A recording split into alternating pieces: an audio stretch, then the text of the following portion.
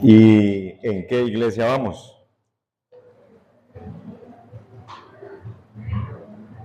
¿En cuál? Pérgamo, ¿no? Ya la pasamos. Estamos hablando de la iglesia de Tiatira. Tuvimos una primera parte. Vamos a leer el pasaje. Perdón. La iglesia de Pérgamo ya la leímos, ya la pasamos. También con problemas doctrinales, ¿sí? Que se hablaba de la doctrina de Balaam, donde personas del exterior se han infiltrado en las iglesias para entre los hermanos enseñar el pecado, hacerlo fácil, ligero, digerible, ¿sí? Buscando mis metas sin importar a qué costo, ¿no? A qué costo espiritual, ¿sí? Veíamos que Balaán se vendió, ¿sí? Y enseñó a Balac la manera en cómo los hijos de Dios al pecar son disciplinados y en medio de esa disciplina caen en derrotas, ¿sí? En problemas hasta que no se arrepientan, ¿sí? Hasta que no se aparten del pecado. Entonces esa es la doctrina predominante en la iglesia de Pérgamo, pero estamos en la iglesia de Tiatira. Vamos a leerla para que recuerden.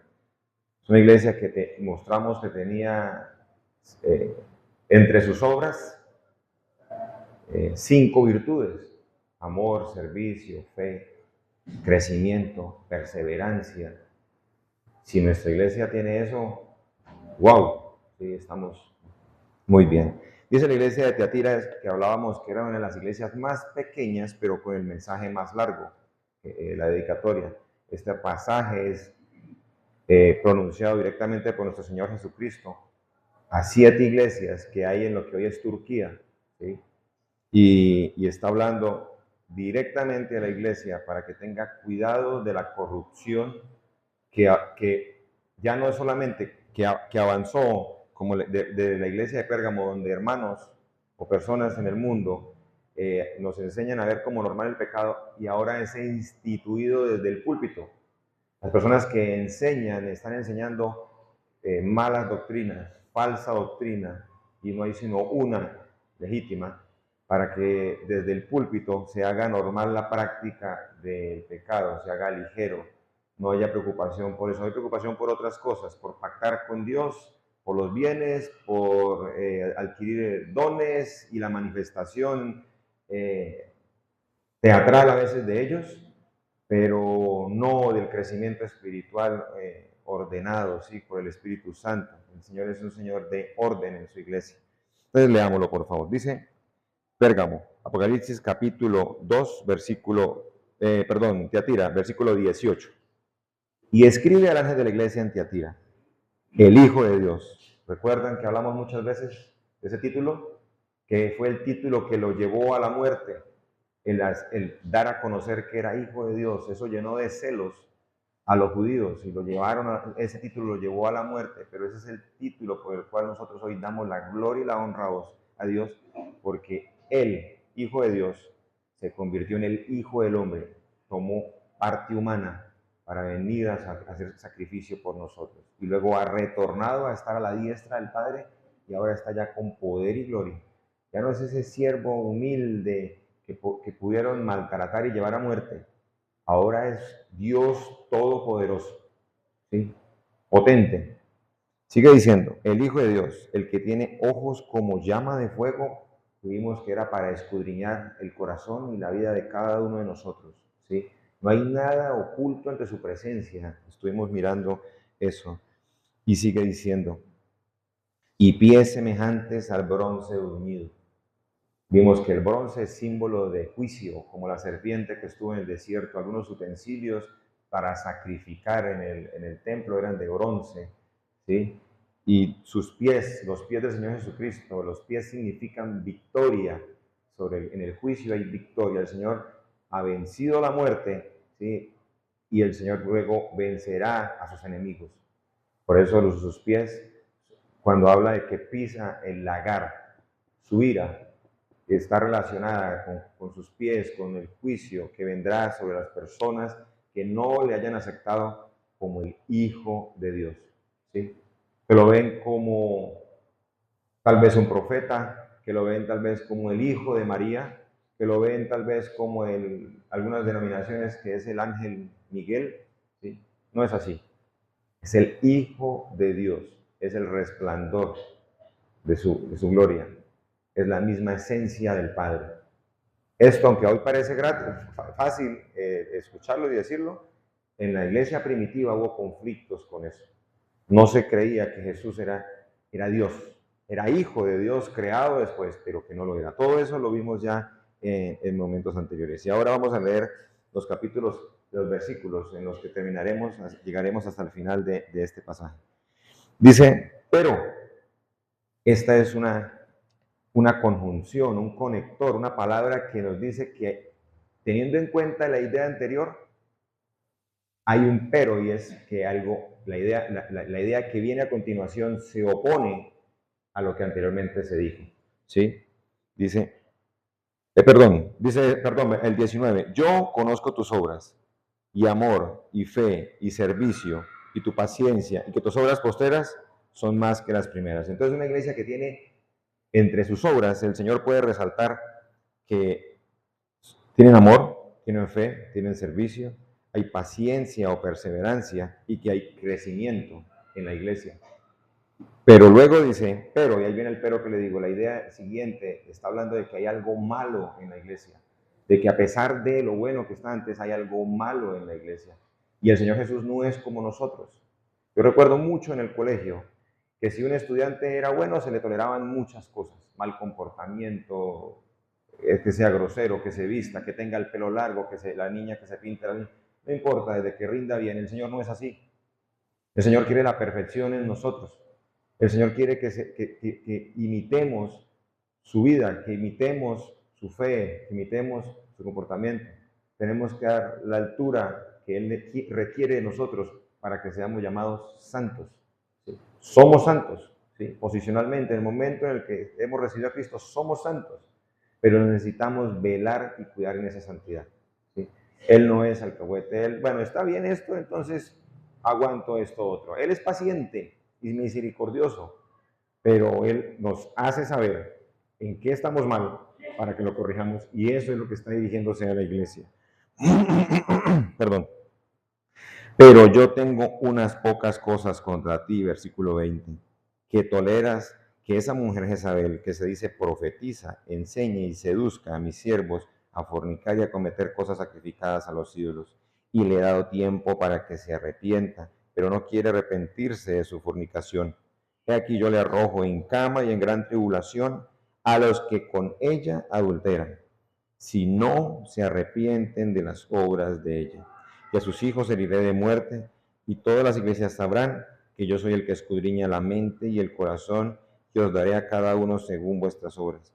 Pero vosotros y los demás que están en Tiatira y cuantos no tienen esa doctrina y no han conocido lo que ellos llaman las profundidades de Satanás, yo os digo, no os impondré otra carga. Pero lo que tenéis, retenedlo hasta que yo venga, y al que venciere y guardare mis obras hasta el fin, yo le daré autoridad sobre las naciones, y las regirá con vara de hierro, y serán quebrantadas como vaso de alfarero, como yo también lo he recibido de mi Padre, y le daré la estrella de la mañana. El que tiene oído, oiga lo que el Espíritu dice a las iglesias. No es únicamente a la iglesia de Tiatira. Amado Jesús, queremos por medio suyo acercarnos al Padre. Dios Padre, nos dirigimos a ti, no hay otra forma de acercarnos, sino por medio del sacrificio de su Hijo. Gracias por permitirnos reunir y congregar aquí en su iglesia, la que usted compró, la que usted redimió, por la que pagó. Ahora, Señor, suplico para que el Espíritu de Dios esté guiando la reflexión y el pensamiento sobre este pasaje de la Escritura. Ayúdanos, Señor, a no salirnos, Señor, del correcto trazo de tu palabra. Te pido para que nuestros hermanos y las personas que nos visitan, oyentes, si no han recibido a Cristo, entiendan la seriedad de decirle sí a Cristo, de que esto no es religiosidad, Señor, que es de corazón, para que tengamos obras dignas de arrepentimiento. Guíame en la exposición de tu palabra, no me permitas salirme de diestra ni a derecha, Señor, ni por más ni por menos, sino hablar lo que es correcto, Padre bendito. Prepara los corazones, Señor, como preparó el mío, para ser exhortado por la palabra, bendito Señor. Guíanos con tu Espíritu Santo en el nombre de Cristo. Amén. Mis hermanos, entonces empecemos desde el pero en el versículo 20. Como les dije, una excelente iglesia, muy comercial el entorno de la ciudad, pero con grandes, ¿sí?, atributos como amor, fe, servicio, paciencia y crecimiento. Y esa es la recomendación, ¿sí?, que hace al final, en el versículo 24, y parece que en la iglesia hay varios tipos de miembros, unos que han caído seducidos por esa nueva doctrina, que es la doctrina Jezabel, y hay unos que están persistiendo y son la cara bonita, digámoslo así, de la iglesia. Los que son reconocidos ahí en el versículo 19, que están ejerciendo el servicio y sus obras con amor, con fe, con paciencia, y se preocupan por el crecimiento de la iglesia, ¿sí? Y esos son ahí reconocidos en el versículo 24, dice, pero a vosotros y a los demás que están en Tiatira y a cuantos no tienen esa doctrina y no han conocido lo que ellos llaman las profundidades de Satanás, yo os digo, no os impongo otra carga. O sea, van bien. Hay unos miembros que van bien. Hay otros que están haciendo ambas cosas, están tratando de servir al Señor, pero al mismo tiempo en aspectos de sus vidas han sido permeados y se han metido en su vida obras que corresponden al espíritu de Jezabel. ¿Sí? Y el Señor quiere alentar a los que están bien y exhortar y advertirlos en un tono amenazante, casi de muerte, a quienes no se quieren arrepentir de las prácticas de esas obras, porque podemos llegar a hacer eso, mis hermanos. Algunos están luchando y batallando todos los días contra los deseos de la carne y otros sucumbiendo, ¿sí?, a lo que la carne enseña, y desde el púlpito y las personas encargadas de enseñar no hablar del pecado. Y sucede en muchas iglesias, esperamos que nunca suceda aquí, y esperamos que cuando se hable de pecado aquí y usted se sienta tocado, no piense el hermano se está metiendo conmigo. Porque ¿qué dice el versículo 29? El que tiene oído, oiga lo que el Espíritu en mayúscula, el del Señor, está en mayúscula, no como cuando se refiere al Espíritu de Jezabel, que es en minúscula. El Espíritu de Dios es el que está hablando, no soy yo. Desconozco la vida de muchos de ustedes, pero a mí el Señor me ha hablado de muchas maneras cuando he estudiado este pasaje a continuación. Entonces, a eso del versículo 24, dice, que no han conocido lo que ellos llaman las profundidades de Satanás, yo os digo, no os impondré otra carga. Pero lo que tenéis, retenedlo hasta que yo venga. Cuando uno mira esa palabra tener y retener, ya la habíamos explicado antes. Tener es como poner algo aquí, ¿sí? Y retener es aferrarme. ¿Sí? No permita que Satanás venga y se robe esa buena obra, ese buen trabajo, esa disposición de su corazón al servir al Señor fielmente y en santidad. No lo tenga ahí, que ligero, que venga un viento de doctrina y se lleve eso, como nos habla Timoteo. No, aferrémonos a lo que el Señor reconoce como bueno en la iglesia, y en esta iglesia reconoce eso: amor, fe, servicio, paciencia. Ya hablamos de eso en el capítulo anterior. Ahora vamos a hablar de este problema. ¿Qué es versículo 20, esa doctrina de Jezabel? Dice el versículo 20, tengo unas pocas cosas contra ti, que toleras a esa mujer Jezabel, que se dice profetiza, que enseñe y seduzca a mis siervos a fornicar y a comer cosas sacrificadas a los ídolos. Toleras. Tolerancia, hermano, el diccionario, como lo leí, dice, es soportar y admitir y respetar los pensamientos, acciones y derechos de quienes por algún motivo son diferentes, sin aprobarlos ni compartirlos. ¿Sí? Esas diferencias pueden ser por sexo, por raza, por creencias, por nivel económico, por nivel social. ¿Sí? Entonces, yo respeto eso, ¿sí? Lo soporto, pero no apruebo ni comparto esos pensamientos. ¿Sí? Entonces, eso es muy diferente a lo que hoy significa tolerancia para los grupos que hoy exigen tolerancia y son intolerantes con los que no los toleramos. Un ejemplo de ellos es los grupos LGBTI. Y no es lo único que es intolerante en su trabajo. Si usted no participa de tomar socialmente, entonces no lo tengamos en cuenta porque él para qué ni va y vas a hacer mal ambiente. Y de pronto hablarle a los otros que lo que estamos haciendo no es aprobado por Dios. Entonces usted no es tenido en cuenta. ¿Sí? Cuando usted no es tolerante como el mundo lo quiere, que es que usted participe, acepte y promueva, ¿sí? La inmundicia moral, ¿sí? La tergiversación de la palabra de Dios. Entonces usted no es una persona tolerante, entonces es señalado, es perseguido y es puesto aparte. Porque la intolerancia no es cool en esta generación, hay que ser tolerantes. La tolerancia que esta sociedad enseña raya el fanatismo, el abuso, ¿sí?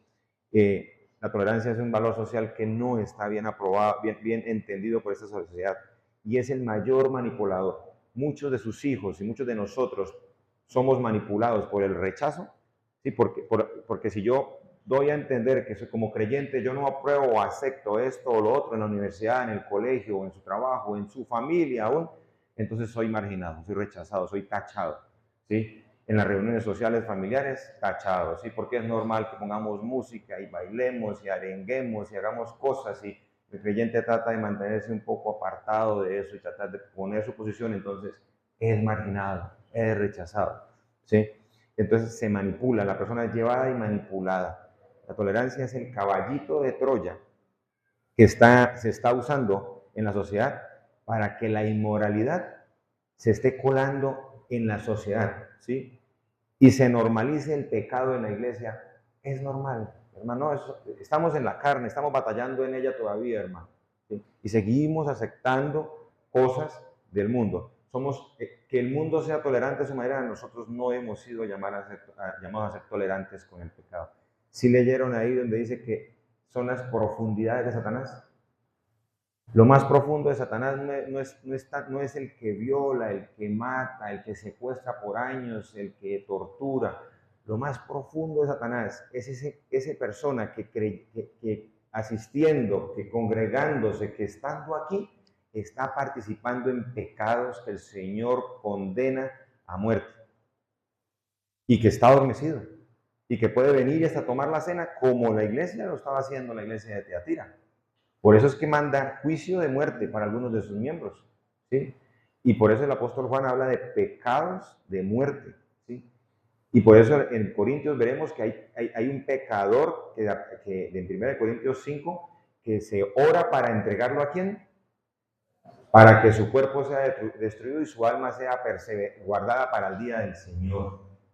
Entonces, cuando el creyente llega a esas profundidades, entiéndalo, no es allá el que mata, el que hurta, el que roba, el que se droga, el que está botado. La profundidad, lo más oscuro de Satanás, es cuando el creyente, si es salvo, y si no lo es, debe arrepentirse y proceder, ¿sí?, a recibir a Cristo en su corazón, o si ha permitido que se le haya colado un pecado, esté participando de la comunión de los santos y al mismo tiempo él esté en prácticas de su pecado, ¿sí?, que cree que nadie sabe, que son ocultas.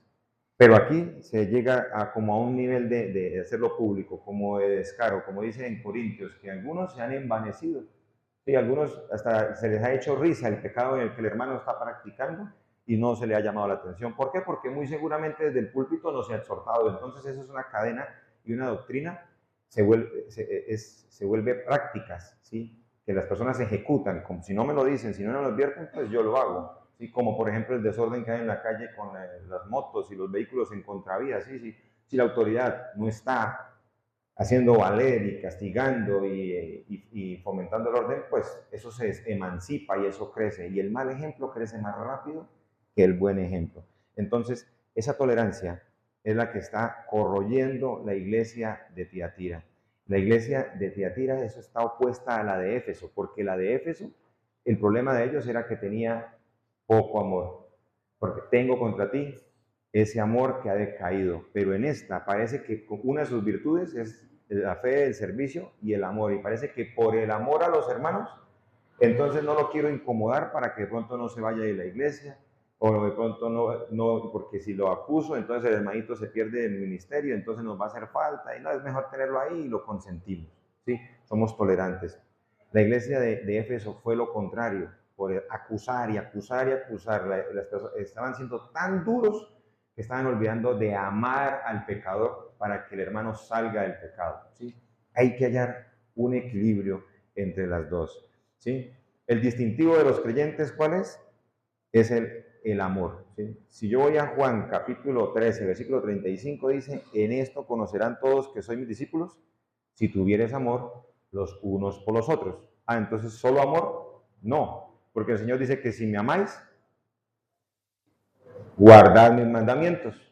Es un equilibrio en que yo amo al hermano y no lo quiero ver ahí, ¿sí? Pero también amo a Cristo y obedezco sus mandamientos. Entonces, la tolerancia, por resaltar en ese versículo 20, también dice que hay una mujer que se llama Jezabel que se dice profetiza, que ella a sí misma se proclamó.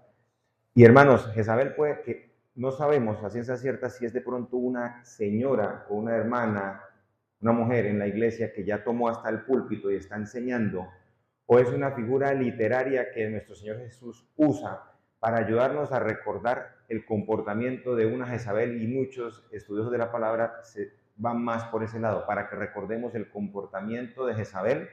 ¿Recuerdan? La esposa de Acab en el reino de Israel. ¿Recuerdan? Después de que hubo la división, el reino de Judá al sur y el reino de Israel al norte, y cada uno tuvo sus reyes. Entonces, en ese reino del norte, se llamó el reino de Israel, había un rey que se llamaba Acab y su esposa se llamaba Jezabel. Y ella, conociendo a ti, miraremos la historia de ella, nos mostrará algunos detalles de la doctrina de Jezabel. ¿Sí? Pero mientras llegamos ahí, quiero que entendamos que muchas veces que lo que sucedió aquí fue que el pecado ya no solamente está ahí en murmullos entre los hermanos, sino que ya se está patrocinando desde el púlpito, desde la enseñanza, la reunión de damas, se está permitiendo muchas cosas, ¿sí?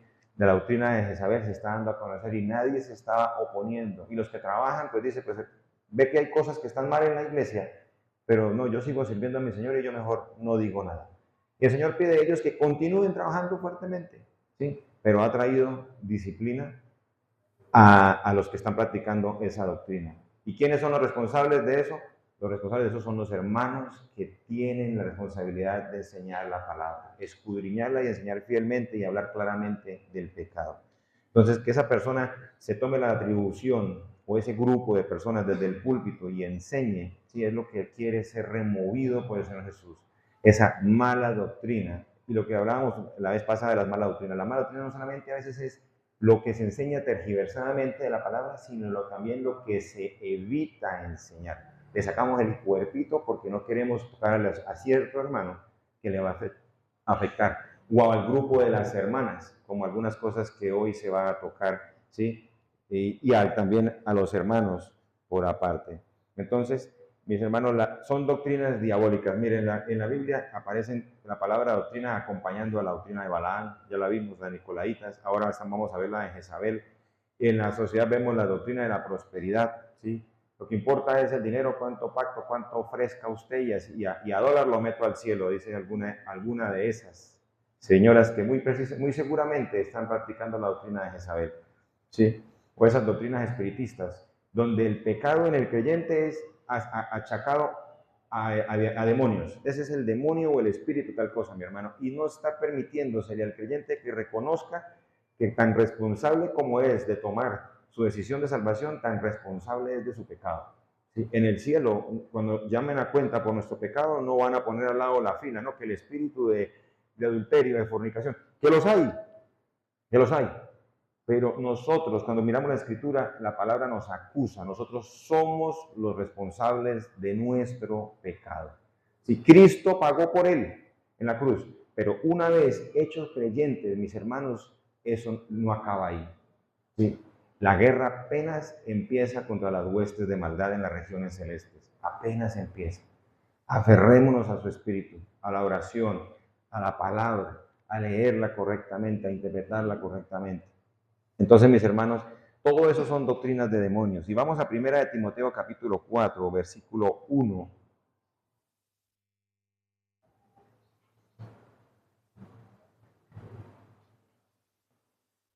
Dice, pero el Espíritu dice claramente que en los postreros días, y es lo que creemos que estamos en esos tiempos, en los tiempos finales, algunos apostatarán de la fe, escuchando a espíritus engañadores y a doctrinas de demonios. El espíritu de Jezabel, de Balaán, el espíritu de los nicolaitas, todo eso está campeando por todas partes. Nosotros podemos volvernos voceros y practicantes de esas doctrinas y de ese espíritu que se está moviendo dentro de las iglesias, que es el pecado legalizado en la iglesia, ¿sí? Puesto en práctica en la iglesia y normalizado y tranquilo, no hay problema, no es el primero ni es el último, mi hermano, aquí está el proceso de disciplina, eso se restaura y rapidito lo arreglamos, si es que se disciplina, ¿sí? Si es que se llama a cuentas acerca de eso. Y cuando se habla de que algunos apostatarán de la fe escuchando espíritus engañadores, es porque se apostata de la fe cuando se rechaza algo que ya se toma. O sea, que se está hablando a creyentes que están abandonando la correcta vida cristiana para dedicarse a estar en las profundidades de Satanás. Viniendo, buscando como el alivio de que asistí al domingo a la iglesia, como el alivio de que abro la semilla por las mañanas y la leo, pero sigo trillando mis pecados, ¿sí? Allá escondidas. Los desconozco: fornicación, adulterio, lujuria, lascivia, maledicencia, murmuración, ¿sí? Cuántas cosas en la Biblia señala y estamos practicando eso mientras estamos aquí, ¿sí? Entonces, lo único que está haciendo Satanás con todo eso es adormeciendo la iglesia para que no hayan salvos, creyéndose salvos, no estén salvos, porque nunca sinceramente se recibió a Cristo en el corazón, ni se dieron frutos dignos de arrepentimiento, mientras se pasa este tiempo para que llegue nuestro Señor Jesucristo.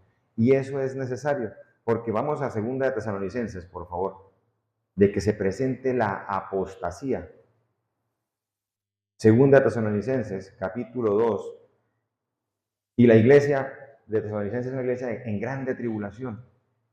Y el apóstol Pablo quería dejarles claro que la venida, a pesar de la tribulación en la que estaban, la venida del Señor todavía no se ha presentado. Tranquilos, que nadie los mueva de su manera de pensar. El Señor todavía no ha venido, no es que se quedaron.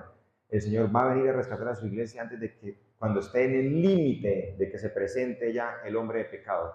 Mire lo que dice el versículo 3. Nadie os engañe en ninguna manera, en 2 Tesalonicenses, porque no vendrá sin que antes venga la apostasía y se manifieste el hombre de pecado, hijo de perdición, el cual se opone y se levanta contra todo lo que se llame Dios y es objeto de culto, tanto que se sienta en el templo de Dios como Dios, haciéndose pasar por Dios.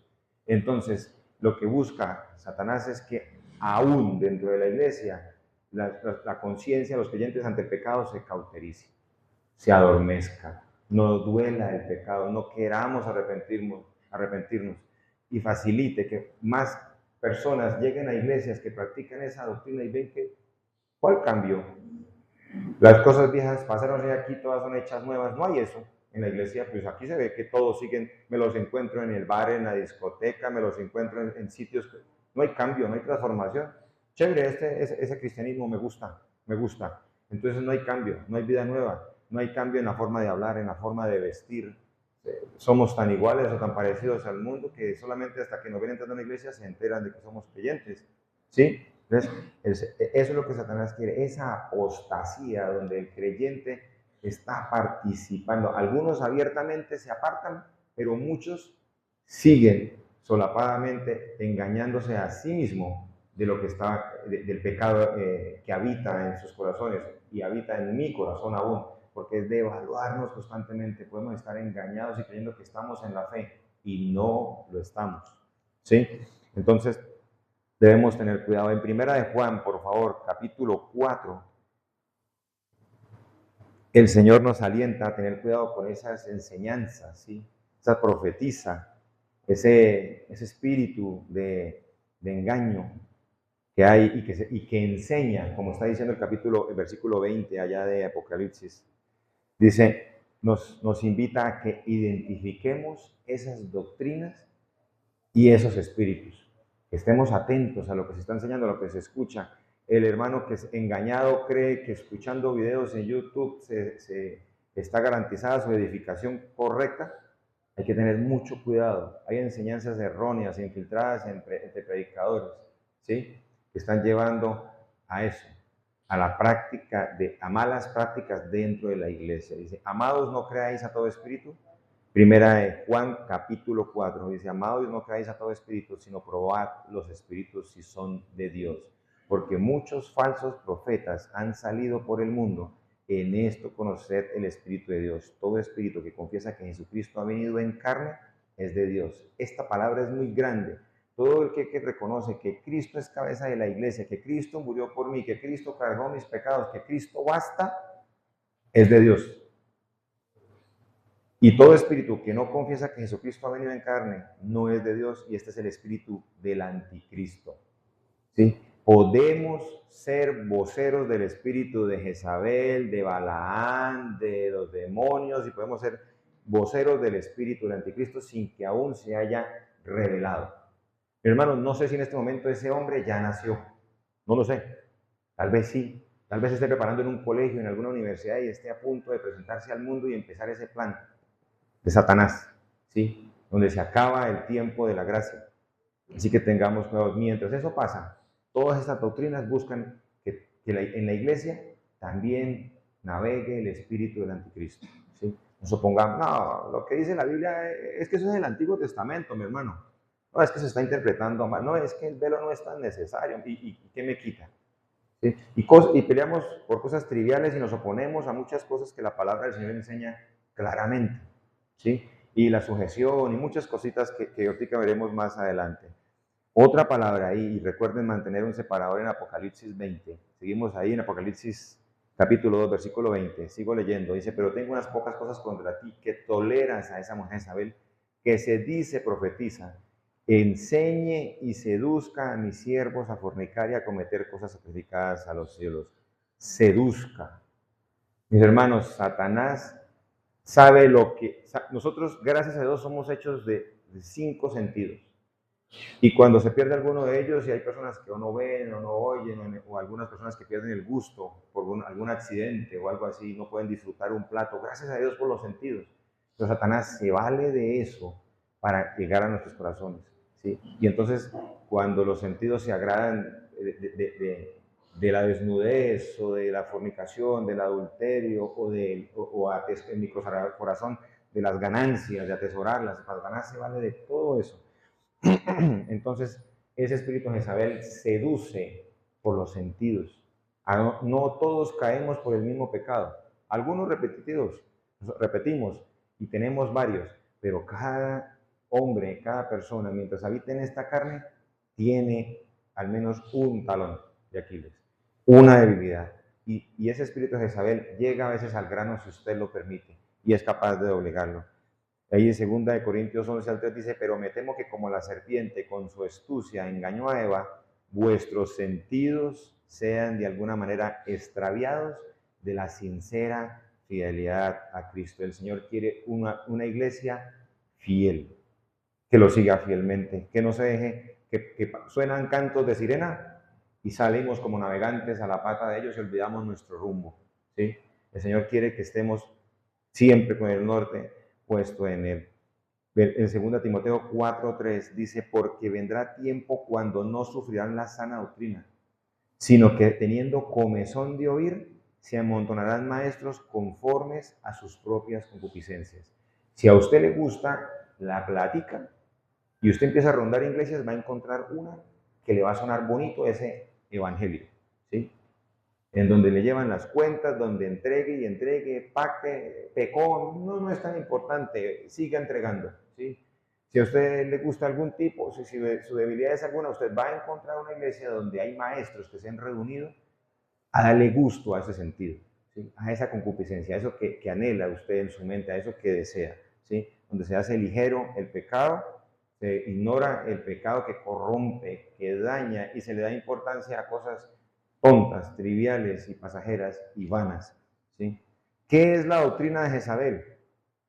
Esa busca destruir el modelo de Dios. Se infiltra en la iglesia con la excusa de la tolerancia, ¿sí? Y luego ya las personas que lo han aprendido van tomando el púlpito, van tomando la reunión de damas, van enseñándole a los niños no los principios bíblicos, que se deben enseñar correctamente.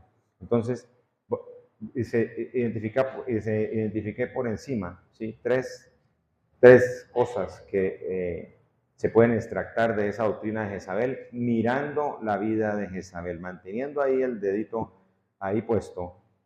Vamos a 2 de Corintios, capítulo 6, versículos 14 al 18.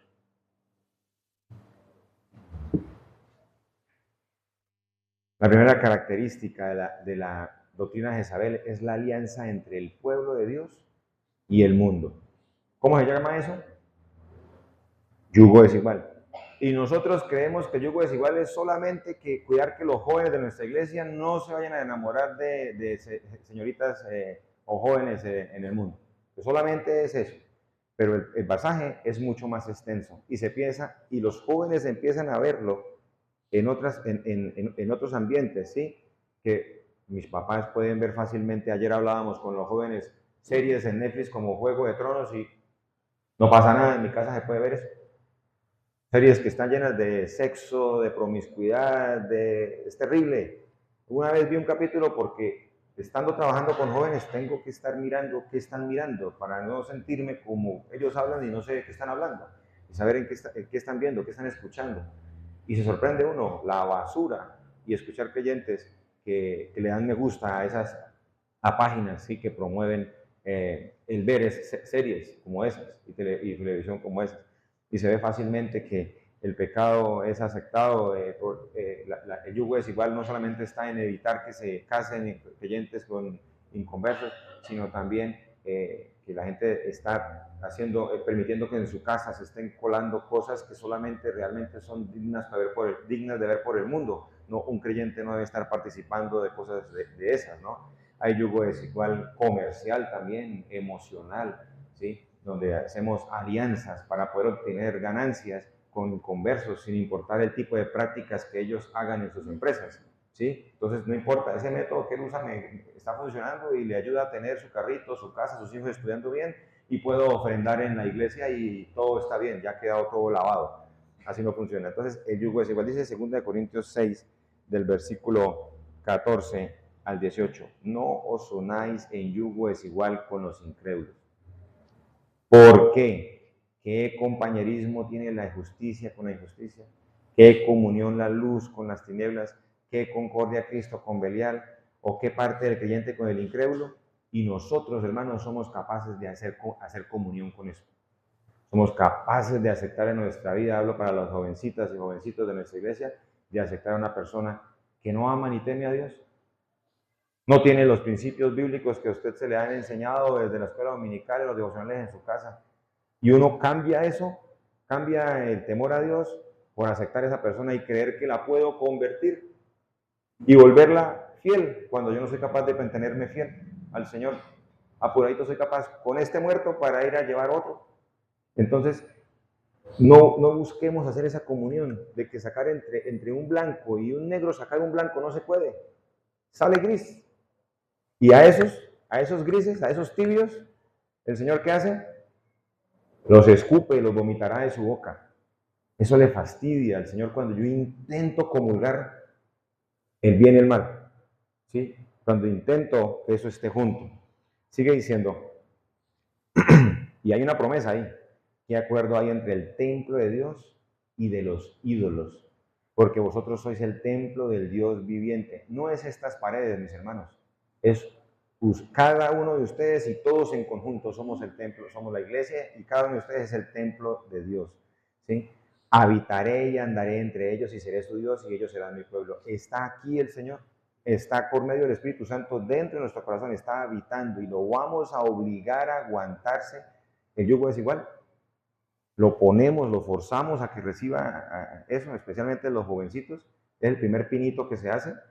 Traer a una persona del mundo, creer que la puedo traer a Cristo y luego las consecuencias. Las personas llegan a la iglesia solos porque su pareja ya no los apoya, pero sus hijos están creciendo y se preocupan que repitan sus pecados. Y ya ese es muy tarde, ¿sí? Porque no hay ese papá o esa mamá en la casa que esté inculcando, que se pongan de acuerdo, porque va a haber dificultades para que un hombre y una mujer que no siendo ambos creyentes ¿sí? Se pongan de acuerdo para un devocional. Si a veces no se hacen devocional habiendo papá y mamá en la casa creyentes, ahora un inconverso y un creyente.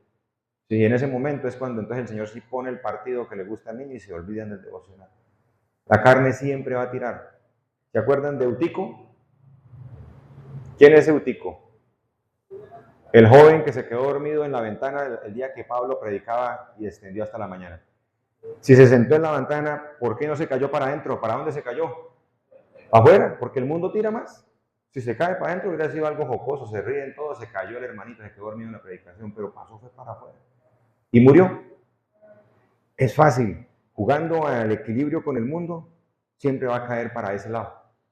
Muy rara vez si usted coquetea con el mundo, y algo para, le digo a ustedes, hermanos, y es conmigo porque ya lo he vivido, uno cae para el otro lado cuando intento jugar y con los dos al tiempo, ¿sí? Vaya a caer para el otro lado siempre porque estamos en esta carne.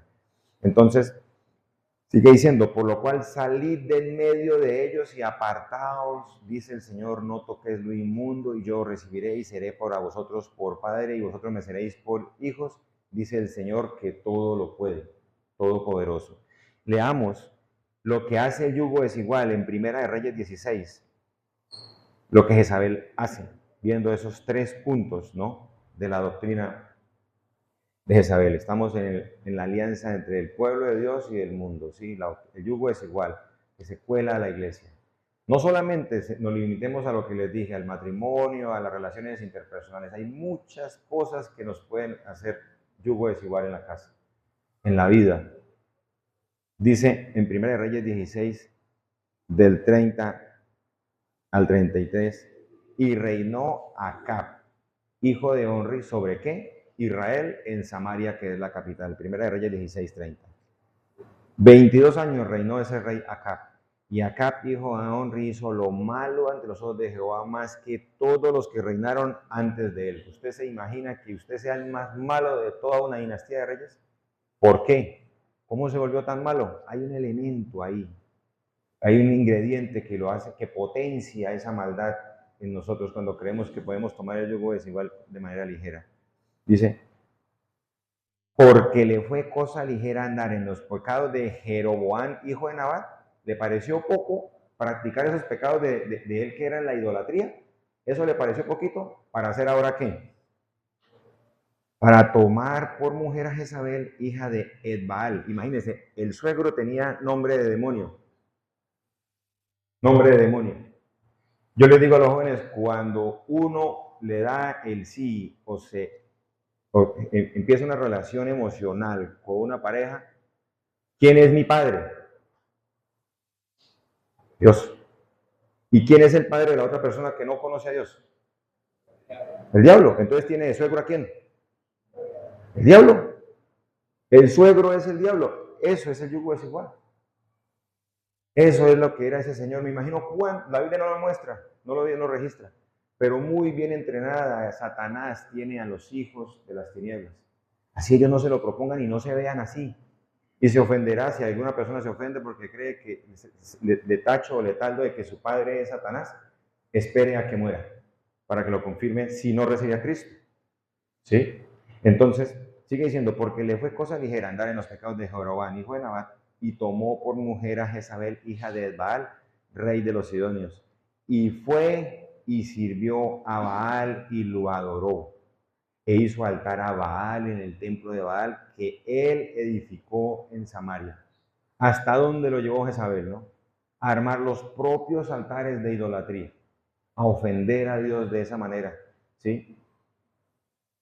E hizo altar a Baal en el templo de Baal que él edificó en Samaria. Hizo también a Acab una imagen de acera, haciendo así a Acab más que todos los reyes de Israel que reinaron antes que él, para provocar, ¿qué? Horrenda cosa es caer en las manos del Dios vivo. Provocar la ira de Jehová, Dios de Israel. ¿Sí?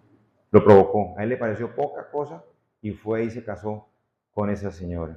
¿Sí? Y eso también nosotros lo hemos visto en la vida de Salomón. ¿Se acuerdan? A todas sus mujeres se entregó a ellas con amor. Se enamoró el joven, la jovencita, el hermano. Se enamoró. Qué lindo se escucha, se ve eso. pero se enamoró y está metiendo y está practicando la doctrina de Jezabel. ¿Sí? Se le infiltró a Acab. Y lo mismo fue Salomón. Llegó a viejo y en su vejez las mujeres desviaron su corazón.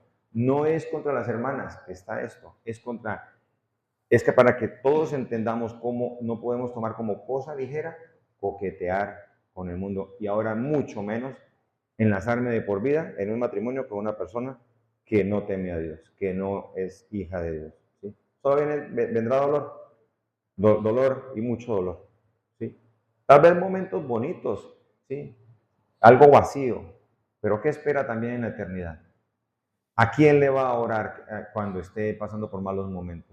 Si casados que entre creyentes hay dificultades, ¿cómo será cuando se va en contra de la voluntad del Señor? Otro punto, el segundo punto de la doctrina de Basal, de Jezabel, promueve la inmoralidad y la idolatría, persigue y se opone y se levanta contra todo lo que se huela al nombre de Dios. Vamos a Primera de Reyes 18, ahí pasando la hojita. Y esa historia es cuando por todo el pecado que estaba cometiendo Acab, ¿sí? Siendo titiriteado por detrás por Jezabel, ¿sí? Manipulado. Todo el pecado, entonces el Señor manda 3 años donde no va a llover. Después de esos 3 años aparece nuevamente el profeta Elías y los reta y los llama y les dice, y los llama y cuando los llama, mire la perla que deja caer en 1 Reyes 14, 18:4, dice, porque cuando Jezabel destruía a los profetas de Jehová, Abdías tomó a 100 profetas y los escondió de 50 en 50 en cuevas y los sustentó con pan y agua. La persecución que habla la Biblia cuando toleramos el pecado. ¿Sí? Entonces el espíritu de Jezabel persigue a quienes correctamente y hacen sentir mal a quienes correctamente están actuando, a quienes realmente están amando al Señor. ¿Sí? Se opone a eso, aniquila, mata, quiere que todos sean igual que ellos, tolerantes con el pecado. ¿Sí? Luego mire lo que dice el versículo 19, cuando ya Elías los reta y los encuentra, dice el versículo 19, envía pues, le dice Elías acá para el reto, envía pues ahora y congrégame a todo Israel en el monte Carmelo. Ahí en Primera de Reyes 18, versículo 19. Y los 450 profetas de Baal y los 400 profetas de Acera que comen de la mesa de Jezabel. Mantenía 950 sinvergüenzas en la mesa de ellos. ¿Sí? Entonces la doctrina de Jezabel hace eso. ¿Sí? Aniquila, quiere que cada vez Cristo mengue y que la carne y el pecado crezca y lo alimenta y lo sostiene. ¿Sí? ¿Qué aspecto de mi vida estoy yo alimentando? ¿En qué aspecto de mi vida estoy yo manteniendo a esos profetas idolátricos? ¿Sí? Que el Señor aborrece y no quiere volver a ver en nuestra vida. Eso promueve la maldad. El tercer aspecto de la doctrina de Balaam, y vamos por favor ahí pasando la hojita a Primera de Reyes 21, del 5 al 11.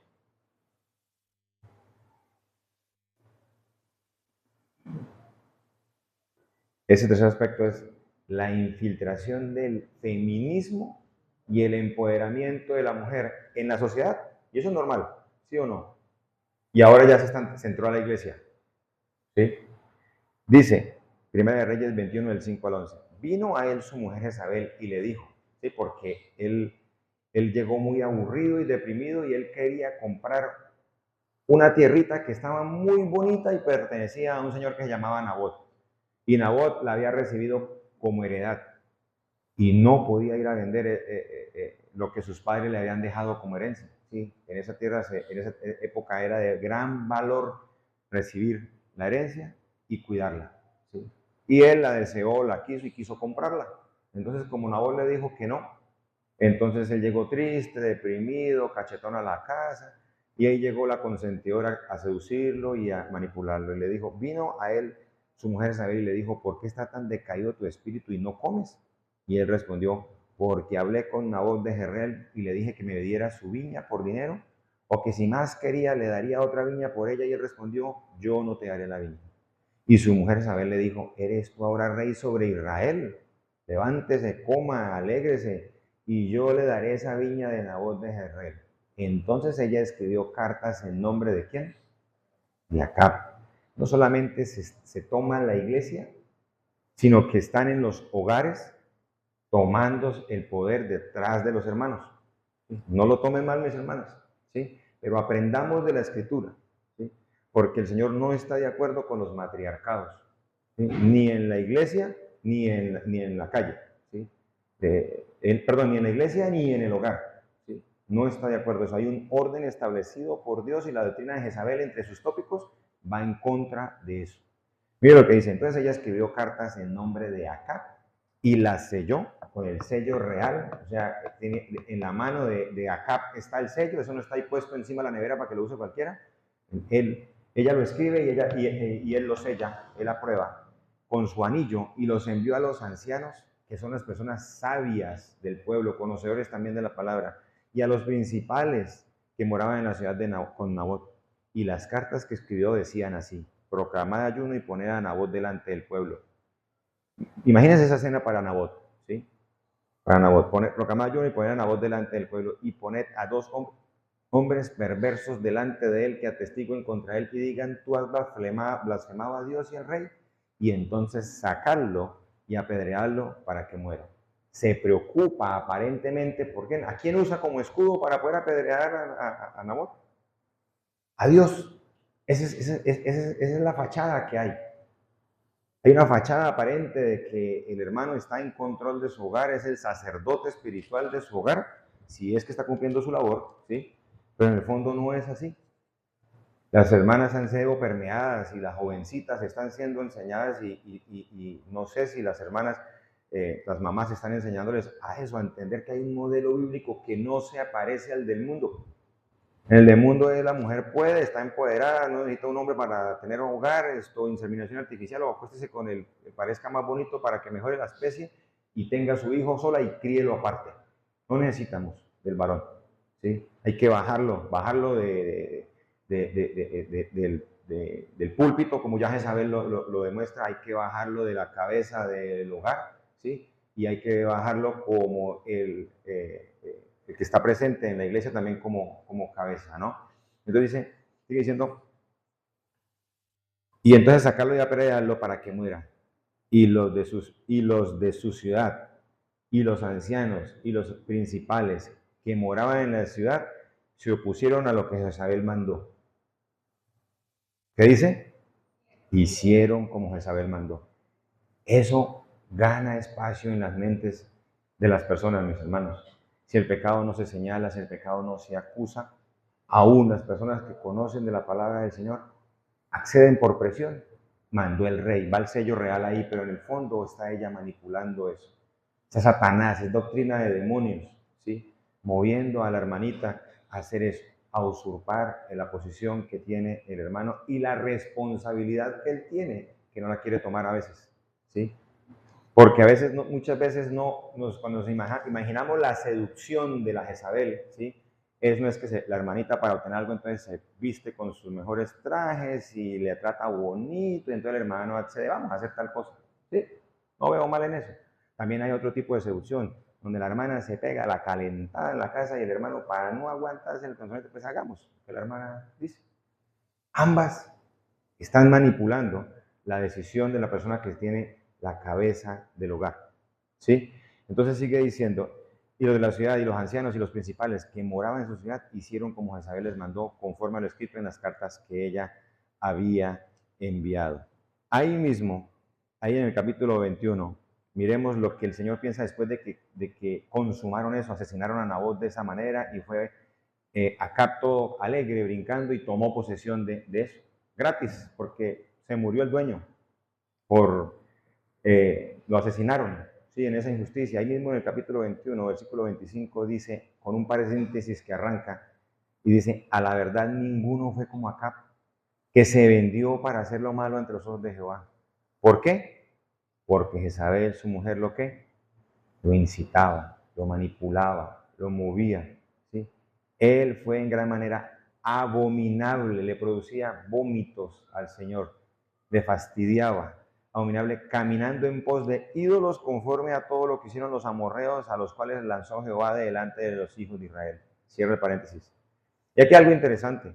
La misericordia de Dios no se agota, mi hermano y mis hermanas. Si hemos tropezado y estamos cayendo, nos hemos dejado seducir por la doctrina de Jezabel, en las diferentes formas en que las hemos repasado y aún hay más y no me he dado cuenta, dice que, y sucedió que cuando Acab oyó las palabras, porque el Señor le decretó muerte a él y también muerte a Jezabel de maneras horribles,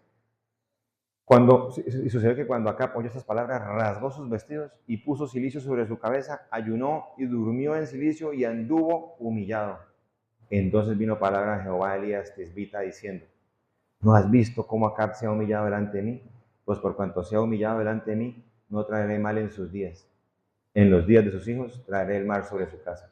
No vivirá él para ver el mal. Acab vivió algunos años más, ¿sí? Y muy seguramente su esposa siguió ahí detrás, moviendo los hilos. Acab murió y luego vinieron 2 hijos más de Acab en el reino y ella ahí seguía viva, manipulando todo hasta que al fin Jehú llegó y la hizo morir, la mandó a muerte.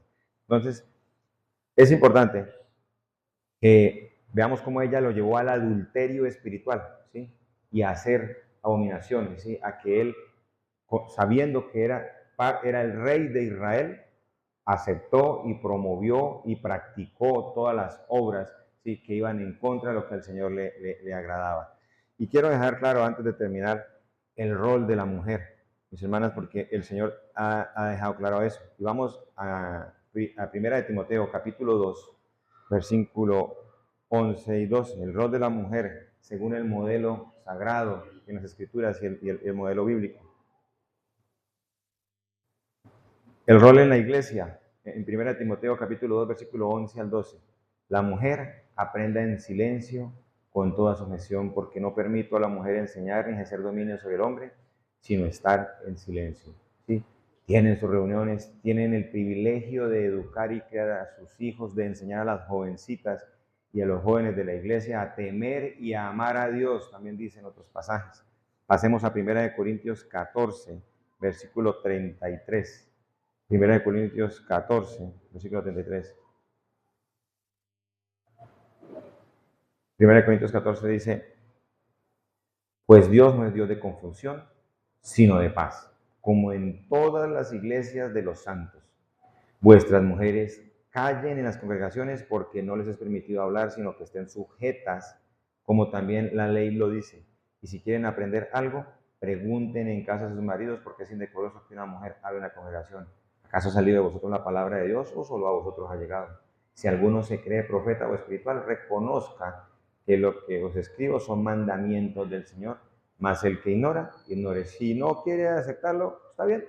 Usted no está en contra de la iglesia prácticamente, está en contra del Señor. Es un mandamiento, ¿sí? Hay muchas funciones de la hermana, pero no está como en la iglesia de Jezabel, allá en Tiatira, que ya parecía que había alguien enseñando, una mujer enseñando a la iglesia. ¿Sí? Y en el hogar, ¿cuál es ese rol en el hogar? Efesios 5, capítulos 21, perdón, Efesios capítulo 5, versículo 21 al 25. Efesios.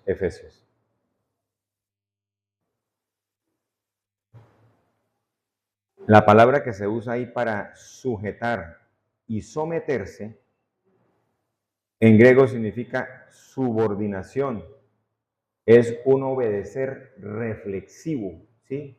La hermanita entiende lo que está haciendo, se está sujetando a su esposo, sometiendo a su autoridad, la está entendiendo, porque el Señor así lo ha dispuesto y quiere que su hogar sea protegido por el Señor, guiado por el Señor, no haya excusa, ¿sí? Para que se cuele esos matriarcados, ¿sí?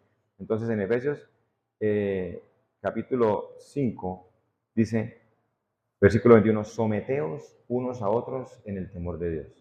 Las casadas estén sujetas a sus propios maridos, no a los hijos, así sean varones. Muchas veces el hijo varón está por encima, el consentido de la hermanita y el papá llevando el bulto. Está hablando a las casadas que se sujeten ¿a quién? El esposo, no a los varones de la casa, a los hijos, ¿sí? Y hacen manguala y entonces vamos, no, que su papá está chocho, está cansón, eso. El viejo ya le llegaron los años y entonces se quiere usurpar eso. La hermana está sujeta al esposo. Y por eso está el Señor y su palabra para llamarlo a cuentas, si en algo él está fallando, ¿sí? Las casadas estén sujetas a sus propios maridos como a el Señor, porque el marido es cabeza de la mujer, así como Cristo es cabeza de la iglesia, la cual es su cuerpo y Él es su Salvador. Así que como la iglesia está sujeta a Cristo, así también las casadas lo estén a sus maridos en todo. Su hogar, mis hermanos y hermanas, es el modelo bíblico. Es como el Señor lo quiere. Nosotros todos somos la esposa del Señor, nos sometemos y sujetamos a Él. Reflexionamos en esa sujeción. Lo que Él manda debemos obedecerlo. Cuesta, cuesta, ¿sí? Yo sé que las hermanas saben que a veces cuesta sujetarse a una persona, ¿sí? Someterse, ¿sí? A veces decir no o sí, y Él lleva la contraria y parecer que no tiene la razón. Pero hay que pedirle al Señor sabiduría para que esto funcione. Yo apenas soy un novato, mis hermanos, 15 meses de matrimonio, pero ya he probado un poquito de mieles de eso, ¿sí? Entonces uno trata de que el amor, ¿sí?, del Señor sea el que nos gobierne, ¿sí? Y dice, así que como la iglesia está sujeta a Cristo, así también las casadas lo estén a sus maridos. Maridos, amad a vuestras mujeres así como Cristo amó la iglesia y se entregó a sí mismo por ella. Esa es la respuesta. Amar a su esposa. No permitir que el espíritu de Jezabel llene su cabeza de basura y nuestro corazón duro como esposos le dé las herramientas para que ella crea que sí, ella se puede empoderar y también hacer valer su opinión y voy a pasar por encima de él. ¿Sí? Entonces, amarlas. Ahí hay someteos los unos a los otros, empieza el pasaje, ¿sí? Yo me someto al Señor para amar a mi esposa, ¿sí? Y ella se somete al Señor para sujetarse a mí. Son las dos cosas. Dice, y quiero dejar claro también esto, que hay una igualdad en Cristo Jesús. Vamos a ver 3 pasajes más rápidamente para terminar. Gálatas 3, versículos 26 y 29. Gálatas 3, versículos 26 al 29. Porque así como hay un orden en el hogar y en la iglesia, ante el Señor, estos 3 pasajes nos muestran que somos iguales, ¿sí? No solamente el hombre y la mujer, hay muchas otras cosas que muestra. Y dice Gálatas 3, versículo 26 al 29, dice, pues todos sois hijos de Dios por la fe en Cristo Jesús, porque todos los que habéis sido bautizados en Cristo, de Cristo estáis revestidos. Entonces, si hemos creído en Cristo y estamos revestidos de Él, ya no hay judío ni griego, o sea, no importa la nacionalidad. Entonces, que llegó un hermanito que es americano, australiano, ante el Señor no es más que nosotros. No es más. No hay esclavo ni libre. No hay condición, que es que el hermanito tiene más dinero, que tiene empresa, o el otro hermanito es muy humilde, entonces no tenemos en cuenta sus comentarios. Hay igualdad en la mesa del Señor. Cuando nos sentamos en esta mesa, todos somos iguales. Y es una réplica de lo que pasará allá. Cristo es el tope, el todo, el más. No hay nadie más por encima de Él, ni cercano a Él siquiera. Y dice, no hay que ni varón ni mujer, porque todos sois uno en Cristo Jesús. Y si vosotros sois de Cristo, ciertamente linaje de Abraham sois y herederos según la promesa. Primera de Corintios, capítulo 11.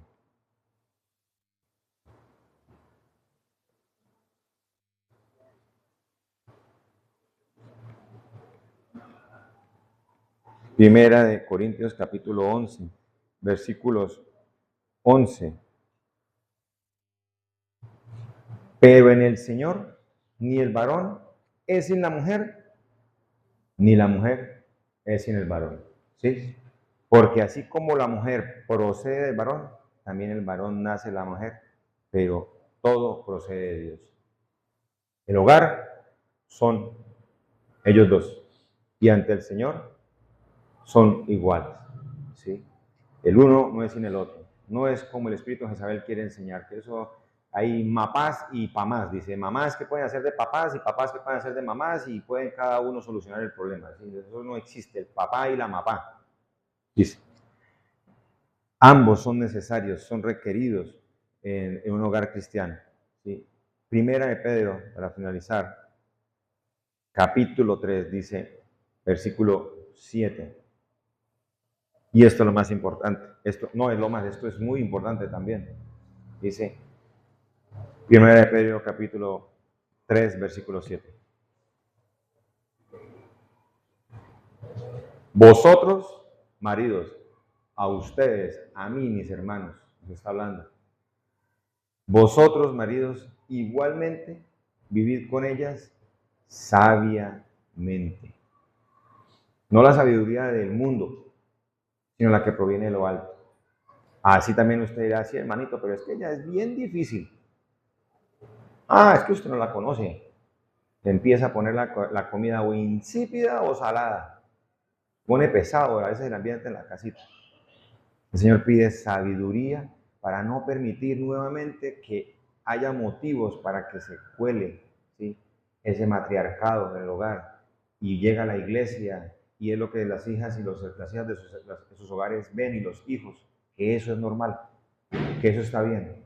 Vosotros, maridos, igualmente vivid con ella sabiamente, dando honor a la mujer como a vaso más frágil.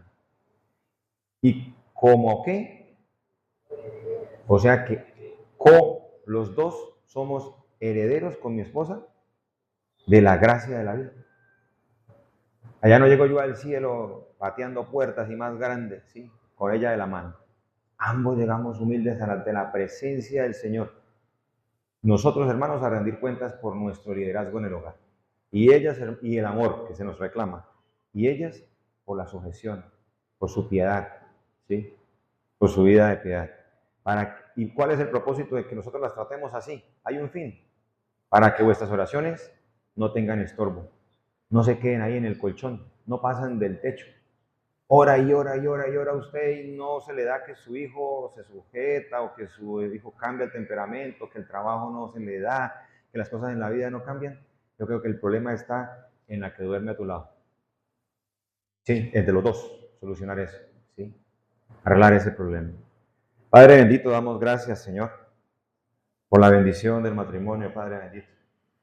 Gracias por haber diseñado ese plan perfecto, Señor, por haber traído a nuestras vidas, Señor, el modelo perfecto de matrimonio, y por haber enseñarnos, ilustrar en la Escritura el modelo de amor, cómo debemos amar a nuestras esposas y ellas deben amarnos a nosotros, porque somos juntos, ambos, al igual, coherederos de la vida, de la gracia que nos lleva a la vida eterna. Estaremos por siempre, Señor, contigo en la eternidad. Ahora te pido para que protejas, para que guardes los hogares, Señor, para que el espíritu de Jezabel no entre, no campee, no gane lugar. Y si ya lo hizo, Señor, que sea un momento de reflexión, de acercarse al Señor en oración, juntos, como esposos, pedir perdón y poner las cosas en orden. Los jóvenes, las jovencitas de nuestra asamblea, si coquetea en su corazón, Señor, Satanás enviando a uno de sus hijos para demostrarles como cosa ligera que aceptar a esa persona en su vida es fácil, no hay problema, la puedes convertir, la puedes traer, lo puedes llevar. Ayúdale, Señor, con la sabiduría que viene de lo alto, a entenderlo, a huir como José, si es necesario, salir desnudo, abandonar la ropa, caer en ridículo, pero que pueda el nombre del Señor ser glorificado con ese huir, Padre Santo. Ayúdales a entender que del pecado no se resiste, del pecado se huye, Padre Santo. Ayúdanos a entender como iglesia que estamos aquí para glorificar y honrar el nombre del Señor Jesucristo. Y prepararnos como esposa, amándole en esta tierra para algún día disfrutar de Él estando en sus brazos. Gracias, Señor, por permitirnos explorar tu palabra y aprender de ella. Si en algo, Señor, he tergiversado tu palabra, Señor, o algo ha sido mal recibido por algún hermano, Señor, confío en que tu Espíritu Santo siempre allanará cualquier espina, Señor. Porque lo que queremos, Padre bendito, es que el pecado nos duela, nos incomode, nos haga sentir mal, para que puedan generarse esos cambios. En el nombre de Cristo Jesús, amén.